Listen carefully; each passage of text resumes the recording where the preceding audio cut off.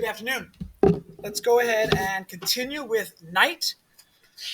We are in chapter 5. Yep, chapter 5. So we're going to finish up chapter 5 right now. All day, I plodded around like a sleepwalker. Tibby and Yossi would call out to me from time to time, trying to reassure me, as did the capo who had given me easier tasks that day. I felt sick at heart, how kindly they treated me, like an orphan. I thought, even now my father is helping me. I myself didn't know whether I wanted the day to go by quickly or not. I was afraid of finding myself alone that evening. How good it would be to die here. At last, we began the return journey. How I longed for an order to run. The military march, the gate, the camp. I ran toward Block 36. Were there still miracles on this earth? He was alive! He had passed the second selection and had still proved his usefulness. I gave him back his knife and spoon. Akiba Drummer had left us, a victim of the selection.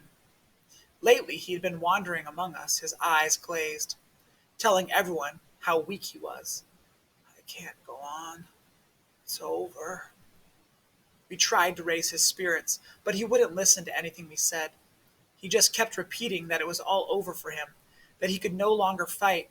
He had no more strength, no more faith. His eyes would suddenly go blank, leaving two gaping wounds, two wells of terror. He was not alone in having lost his faith during those days of selection. I knew a rabbi from a small town in Poland. He was old and bent, his lips constantly trembling. He was always praying, in the block, at work, in the ranks. He recited entire passages from the Talmud, arguing with himself, asking and answering himself endless questions. One day he said to me, "It's over. God is no longer with us." And as though he regretted having uttered such words so coldly, so dryly, he added in his broken voice, "I know. No one has the right to say things like that. I know that very well. Man is too insignificant, too limited to even try to comprehend God's mysterious ways. But what could someone like myself do? I am neither a sage nor just a man. I'm not a saint. I'm a simple creature of flesh and bone. I suffer hell in my soul and my flesh. I also have eyes and I see what is being done here. Where is God's mercy? Where is God? How can I believe? How can anyone believe in a God of mercy?" Poor Akiba Drummer. If only he could have kept his faith in God. If only he could have considered this suffering a divine test, he would not have been swept away by the selection. But as soon as he felt the first chinks in his faith, he lost all incentive to fight and opened the door to death.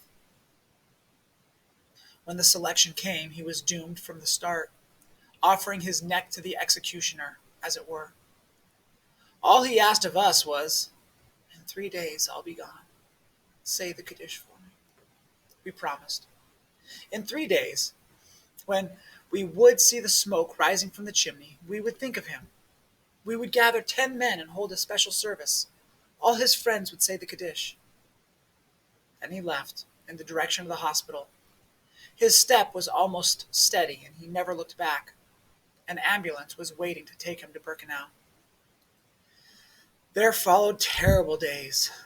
We received more blows than food. The work was crushing. 3 days after he left, we forgot to say the Kaddish. Winter had arrived. The days became short and the nights almost unbearable. From the first hours of dawn, a glacial wind lashed us like a whip.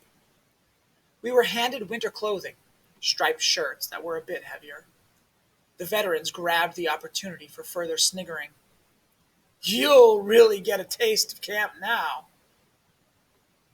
We went off to work as usual, our bodies frozen.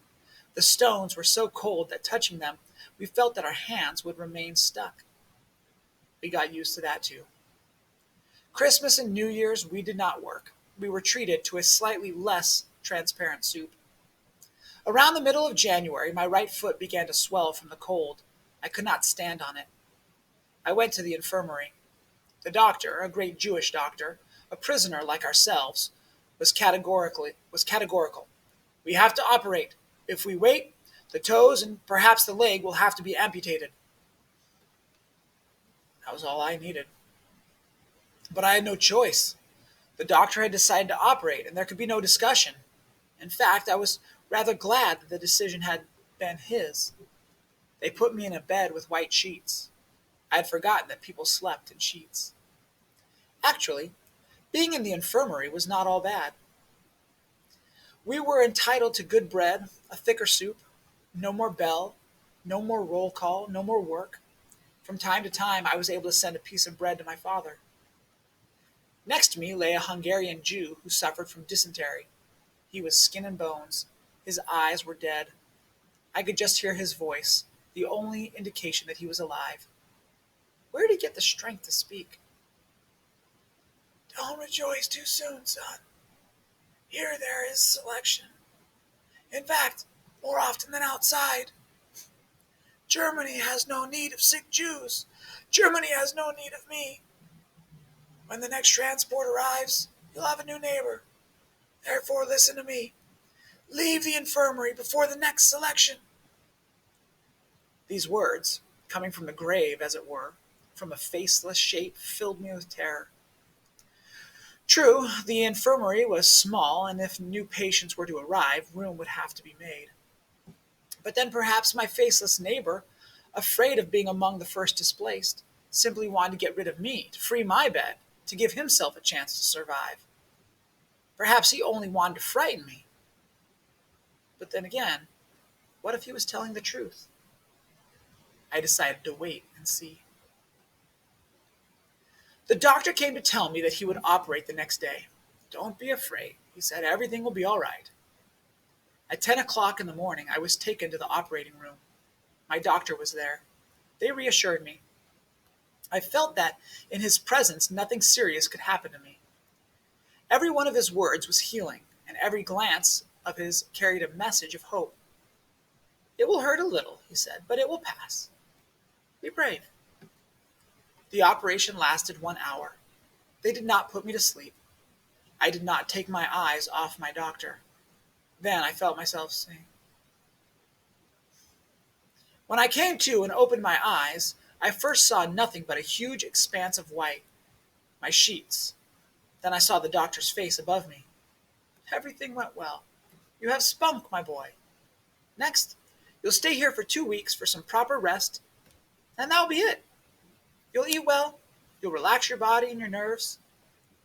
All I could do was follow the movements of his lips. I barely understood what he was telling me, but the inflection of his voice soothed me. Suddenly, I broke into a cold sweat. I couldn't feel my leg. Had they amputated it? Doctor! I stammered, Doctor! What is it, son? I didn't have the courage to ask him. Doctor? I'm thirsty. He had water brought to me. He was smiling. He was ready to walk out to see other patients. Doctor! Yes. Will I be able to use my leg? He stopped smiling. I became very frightened. He said, Listen, son, do you trust me? Very much, doctor. Then listen well. In 2 weeks, you'll be fully recovered. You'll be able to walk like the others. The sole of your foot was full of pus. I just had to open the sac. Your leg was not amputated. You'll see. In 2 weeks, you'll be walking around like everybody else. All I had to do was wait 2 weeks. But 2 days after my operation, rumors swept through the camp that the battlefront had suddenly drawn nearer. The Red Army was racing toward Buna. It was only a matter of hours. We were quite used to this kind of rumor.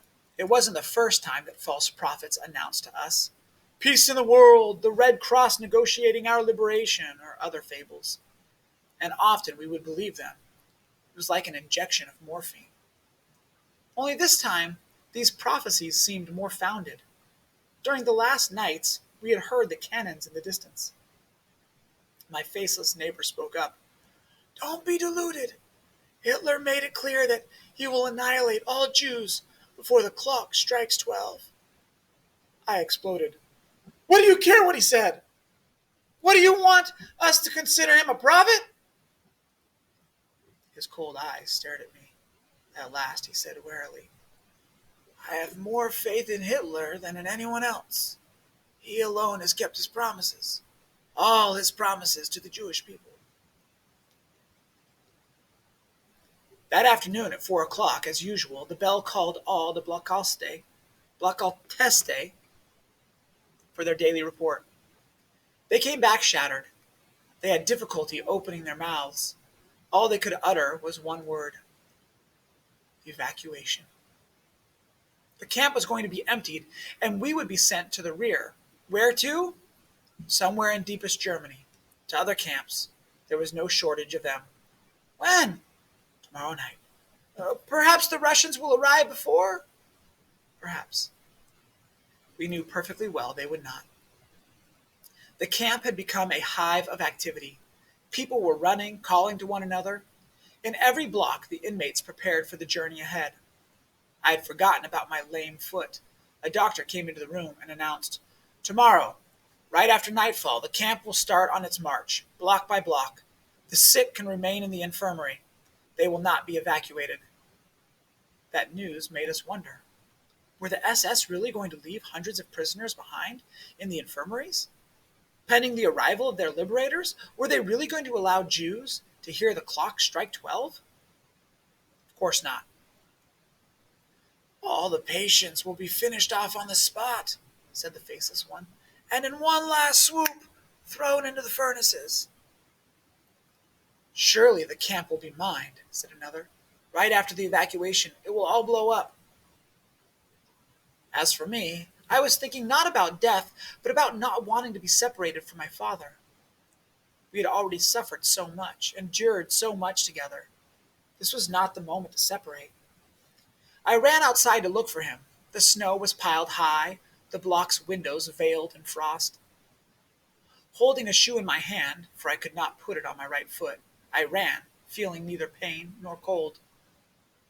What are we going to do? My father didn't answer.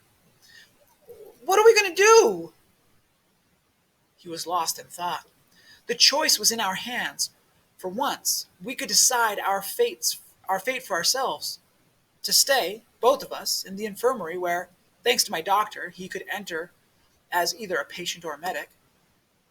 I had made up my mind to accompany my father wherever he went. Well, Father, what do we do? He was silent. Let's be evacuated with the others, I said. He didn't answer. He was looking at my foot. You think you'll be able to walk? Yes, I think so. Let's hope we won't regret it, Eliezer.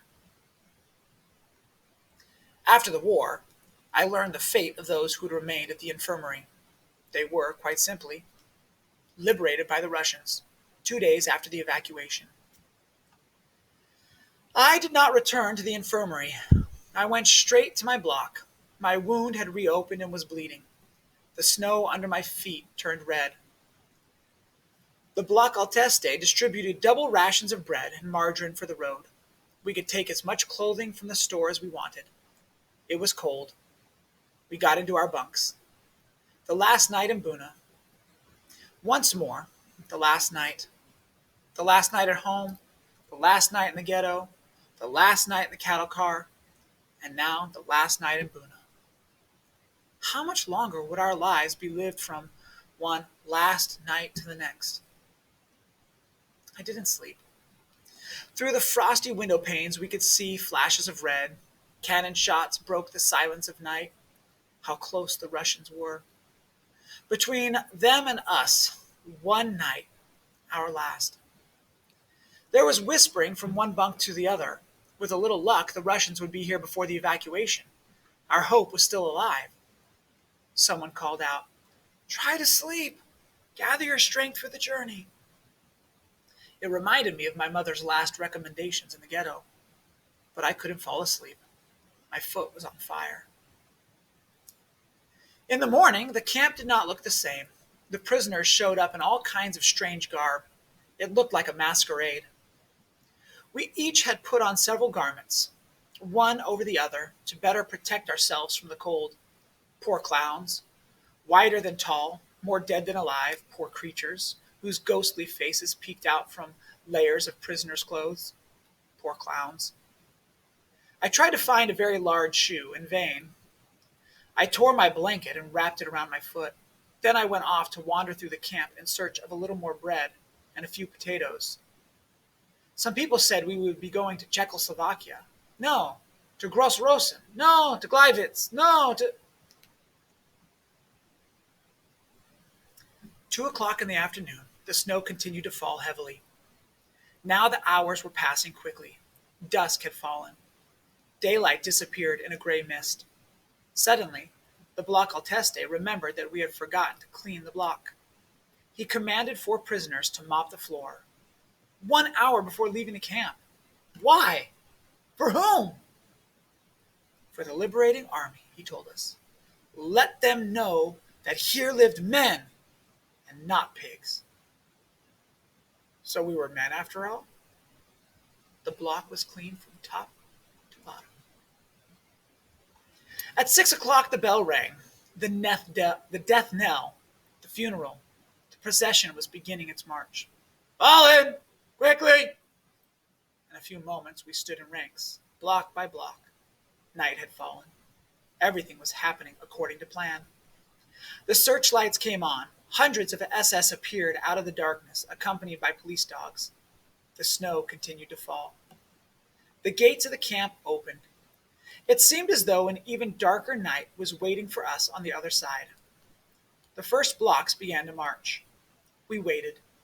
We had to await the exodus of the 56 blocks that preceded us. It was very cold. In my pocket, I had 2 pieces of bread.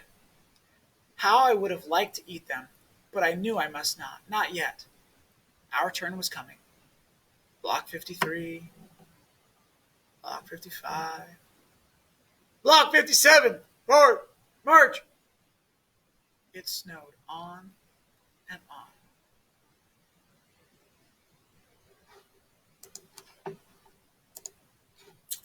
All right. I can't help but think of how darkly and strangely ironic it is that here in the middle of a concentration camp with death of all kinds all around, that they have a hospital. I mean, every time I read this book, it's one of those things that just kind of surprises and stuns me a little bit. And I think the man who's sick with dysentery, I think is pretty right. He says, "What does Germany need with sick Jews? They're killing healthy Jews. We're not going to last long in here." But still, there was a hospital. Ellie was able to get some of the help that he needed and required for his foot, and he started to heal. And so that's good, but it's also kind of strange. All right. How absolutely depressing. It says, I learned after the war. Remember, we're kind of like shifting time here a little bit. That once Ellie got out of the concentration camp, once he was returned back to normal life, he learned that everybody in the hospital was simply rescued. 2 days later, the Russians came through, chased the Germans away, and the people who were in the hospital, I don't know, got help, got food, got rescued. And they left. Oh, so close. Oh no, how did I do that? Oh my goodness. All right, let's see here. The word in my book here is fortnight. Fortnight is just another way to say 2 weeks. So when you see fortnight, it's not talking about the game Fortnite. Fortnight means 2 weeks. The Red Army is another way to talk about the Russian army. So we'll skip that because that's not in the other thing. So I do think it's interesting that the man who is sick says, I got more faith in Hitler than in anyone else. He's the only one who's kept his promises, all his promises to the Jewish people. Um, that's a tough reality. What they're saying is that nobody else, no government, no person, probably not even God in their mind, has kept their promises. And yet Hitler, when he says he's going to kill him, that he's been keeping his word to. So I don't know. It's kind of sad. There's plenty of comments here about the father-son relationship. Ellie, as he's leaving the hospital, says, I didn't want to be separated from my father, so I went to him. We made the decision together because I didn't want to stay and have him go. If he was going to go, I was going to go, even if it meant more pain for my foot. Yeah. So there's that. Okay. And then the chapter ends with this fascinating, amazing passage. Here they are about ready to leave. They've been in a concentration camp, starved, forced to work day in and day out, beaten, many of them killed. And yet, as they're leaving, they're told, clean this place up. Let's clean it up. Now, I don't know about you. You probably don't like cleaning your bedroom very much. Most of us don't really enjoy putting things away and cleaning up. And so when mom says, hey, get in there and clean your room, we're like, do I have to? But what if it was the last day in your house and you were leaving and all of your stuff is gone and you're moving out tomorrow and they're going to be blowing up the house tomorrow? And your mom goes, get in there and clean up your room. What? Why? It's interesting. He says, we're going to go clean this up even though we are leaving because we want people to recognize that we are men. We're not pigs. We're not animals. We might be behaving like animals at times, scrounging for desperate little bites of food. We might be dirty and filthy. We might have lost all of our hair. We might have lost so much weight we look like skeletons. But I want people, when they come, I want them to realize that we were men with human dignity. That's pretty powerful. Pretty powerful. It seems foolish. Clean up now at this point, but it is profound. It is so meaningful. Let everyone know that even in this horrible, terrible place, we tried to live as decent people. I don't know. Pretty awesome. All right. And then here are some pictures from some of the Jews on their walk that we are going to continue to read about. The next couple of chapters actually are Ellie and his father as they are marching, and then eventually they get onto another train. And so here are just some good pictures for you to kind of check out and look, and you can see how utterly miserable that would probably be. All right, that is all for now. So we'll talk to you later. Bye.